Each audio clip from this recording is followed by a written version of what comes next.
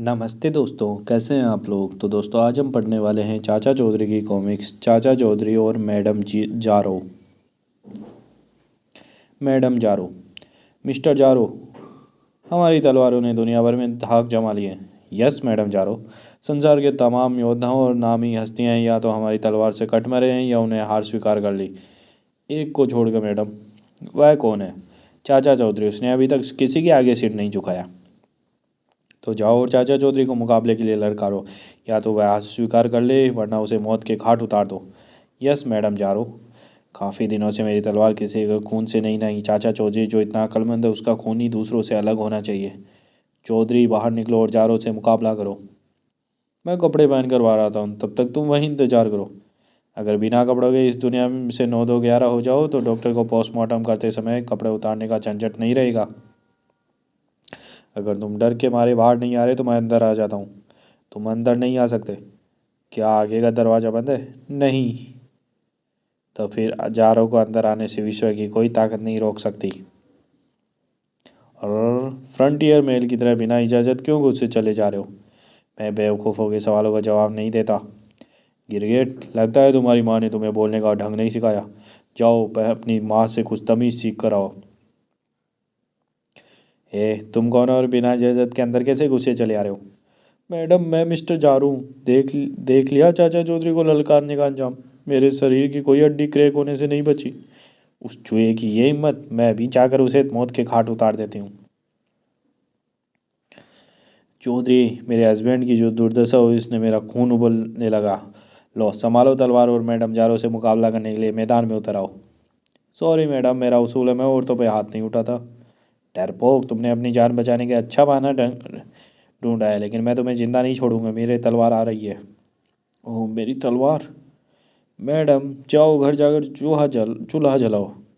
मैं कोई मामूली औरत नहीं, तलवार से ना सही टक्कर मारकर तुम्हारी पसलियाँ तोड़ सकती हूँ। ओह ये क्या? चौधरी, क्या तुम फौलाद के बने हो? नहीं मैडम। तो फिर? अभी दिखाता हूँ। मैंने मैंने कपड़ों के नीचे स्टील की बुलेट प्रूफ जैकेट पहन रखी है। जासूसी जांच।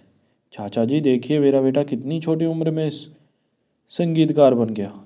अच्छा बेटा, तुम क्या बजाते हो? ट्रांजिस्टर। हा। तभी सुन। ओह। तभी एक अधिकारी भागता हुआ आया। चाचा जी, आपने इधर से कोई जहाज गुजरता देखा? हाँ एक देखा तो था।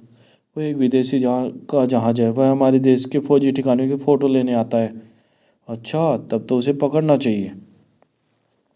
वह बहुत ही आधुनिक किस्म का जहाज है। हमारे जहाज जब उसके खिलाफ कार्रवाई करते हैं वह भागकर हमारी सीमा से पार हो जाता है। अब वह भाग कर नहीं जा सकेगा। इस देश की रक्षा करना सिर्फ आपका ही नहीं बल्कि हर नागरिक का कर्तव्य है। चलो भाई साहबू। जय बजरंग बली। तोड़ दुश्मन की नली। जासूसी जहाज फिर आता दिखाई देता है। साबू संभल कर, उसकी रफ्तार बड़ी तेज है। फिक्र मत करो चाचा जी, मैंने बाजुओं में काफ़ी ताकत है। वाह साबू, तूने तो उसे ऐसे लपक लिया जैसे वह कोई क्रिकेट की गेंद हो। लो अब मैं उसे आपके हवाले करता हूँ। जासूस को जहाज से बाहर निकाला जाता है। चाचा जी, हमने इससे किल- फिल्म की रील्स निकलवा ली। ठीक है, आप इसे जेल की हवा खिलाओ, तब तक मैं साबू के लिए कुछ खाने पीने का प्रबंध करता हूँ। नौकर और दूध। चाचा चौधरी एक नौकर रखता है। रामू, क्या तू अपनी जिम्मेदारी का कोई सबूत दे सकता है? ईमानदारी का कोई सबूत दे सकता है? हाँ हुजूर। मुझे 10 बार पुलिस ने चोरी के इल्ज़ाम में पकड़ा परंतु 10 बार कोर्ट ने मुझे बरी कर दिया। ठीक है, तुम्हारा काम यह है कि रात को सोने से पहले मुझे 1 लीटर गर्म दूध पीने के लिए दिया करो। जो हुक्म मालिक। रात को मालिक के 1 लीटर दूध में से एक पाव निकाल कर मैं पी लेता हूँ और उसमें इतना ही पानी मिला देता हूँ। चाचा चौधरी को क्या ही पता लगेगा। अरे रामू, आज तो दूध कुछ पतला लग रहा है। नहीं मालिक, यह केवल आपका वहम है। दूध बिल्कुल खालिश है। जरूर इस रामू के बच्चे ने दूध में पानी मिलाया है। इसकी चोरी पकड़ने के लिए मुझे कुछ करना होगा। दूसरे दिन चाचा चौधरी एक और नौकर रखता है। अरे घीसू, तुम्हारा यह काम है कि तुम मेरे नौकर रामू पर नजर रखो, कहीं वह मेरा दूध खुद तो नहीं पी जाता।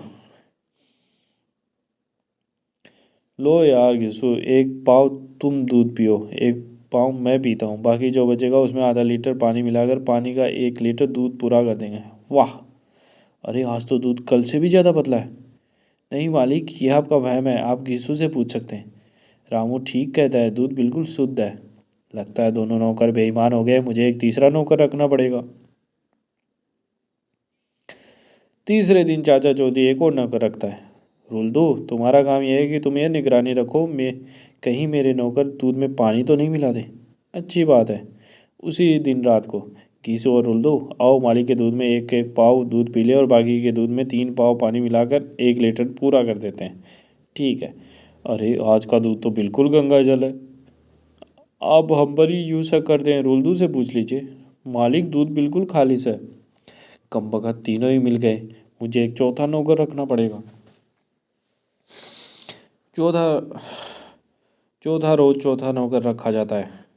कलवा, तुम्हारा काम यह है कि मेरे तीनों नौकरों पर आंख रखो, कहीं मेरा दूध वे खुद तो नहीं पी जाते। रात को हाँ हाँ, पूरा पूरा 1 लीटर दूध हम चारों में आपस में पाँव पाँव बांट कर पी लेते हैं। ठीक है। मालिक बिना दूध पिए ही सो गया है, इसकी मूँछों पर थोड़ी मलाई लाश लगा देते हैं।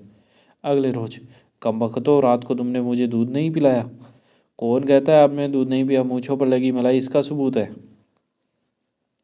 अब हद हो गई, इन चारों को पकड़ने के लिए मुझे ही कुछ ना कुछ करना पड़ेगा।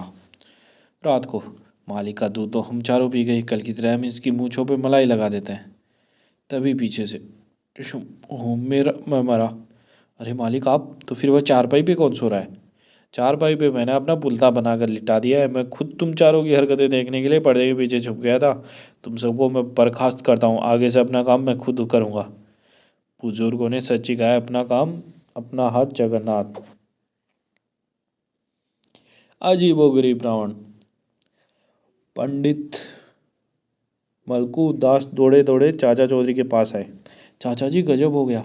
अरे भाई आखिर बात क्या है? शाम को दशहरा और हमारा रावण भाग गया, अब मैं किसी ऐसे आदमी की तलाश में हूँ जो उसकी जगह रावण का पार्ट अदा कर सके।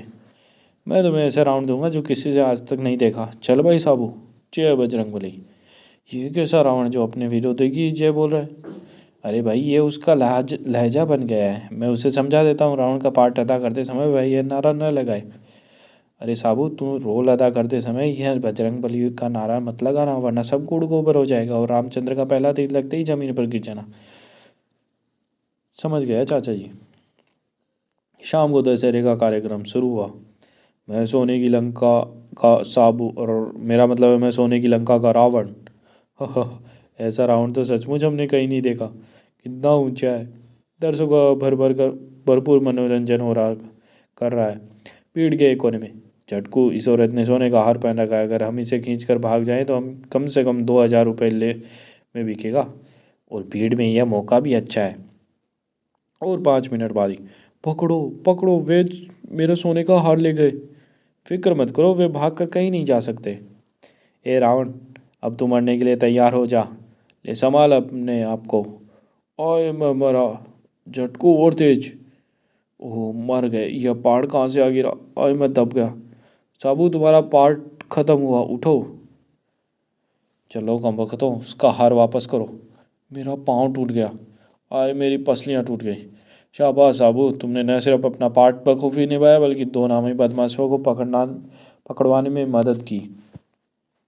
बंदरों का ग्रह। चाचा चौधरी को अंतरिक्ष में छोड़ने के लिए ले जाया जा रहा था। डायरेक्टर साहब, आपने इस अंतरिक्ष योजना के लिए मुझे ही क्यों चुना?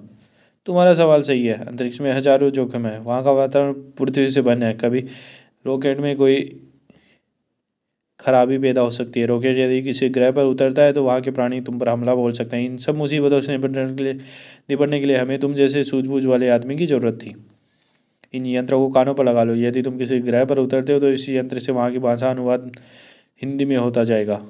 अच्छा डायरेक्टर साहब, अलविदा, जिंदा रहे तो फिर मिलेंगे। रॉकेट को अंतरिक्ष की तरफ छोड़ दिया जाता है। वाह, यहाँ का दृश्य बड़ा सुहाना है, बेशुमार सितारे और ग्रह। ये एक बड़ा सा ग्रह नजर आ रहा है, यहाँ पर प्राणी जरूर होंगे। रॉकेट यहीं उतारना चाहिए। चाचा चौधरी रॉकेट को उस ग्रह पर उतार लेता है। मेरा अनुमान ठीक निकला, यहाँ कोई ना कोई जीव अवश्य है, ये सब उनके रहने की मकान है, पर यहाँ की आबादी कहाँ है? तभी अचानक चुपचाप खड़े रहो वरना ढेर कर दूंगा। इसकी शक्ल हमसे कहीं मिलती है, ये किसी दूसरे ग्रह से आया है, इसे राजा के पास ले चलो। ग्रह का राजा, विदेशियों को हम घुसने नहीं देते। यदि यह वापस गया तो इस जैसे और यहाँ आएंगे और हमारे ग्रह पर हमला करेंगे, इसलिए हमें इसे ले जाकर कत्ल कर दो। मगर मैं आपका मित्र हूँ। हम कुछ सुनना नहीं चाहते, ले जाओ इसे। लगता है इस ग्रह पर बंदरों का राज्य है, पर इस खोज का क्या फ़ायदा, ये मुझे मारने जा रहे हैं। बचकर भागने के लिए एक तरकीब है। इन बंदरों की आदतें अवश्य हमारे पृथ्वी के बंदरों जैसी होगी। तुम रुक क्यों गए? मुझे अपनी गठरी में से एक चीज़ निकालनी है। वह क्या? यह डमरू। और चाचा चौधरी डमरू बजाने लगे और डमरू बजते ही बंदर नाचने लगे। नाच ले बंदर नाच ले। चाचा चौधरी डमरू लगातार बजाता रहा और बंदर नाचते रहे। वाह वाह। नाचते नाचते दोनों बंदर थक कर गिर पड़े। भागने का यही मौका है। अब रॉकेट सीधा अपने घर की तरफ मोड़ना चाहिए। और रॉकेट अंतरिक्ष में दौड़ने लगता है। यह रही हमारी पृथ्वी। फिर पृथ्वी पर, चाचा जी कहो यात्रा कैसी रही? कुछ मत पूछो, बस जान बची लाखों पाए। तो दोस्तों इस कॉमिक्स का ये भाग यही ख़त्म होता है। मिलते हैं इसके अगले भाग में। धन्यवाद।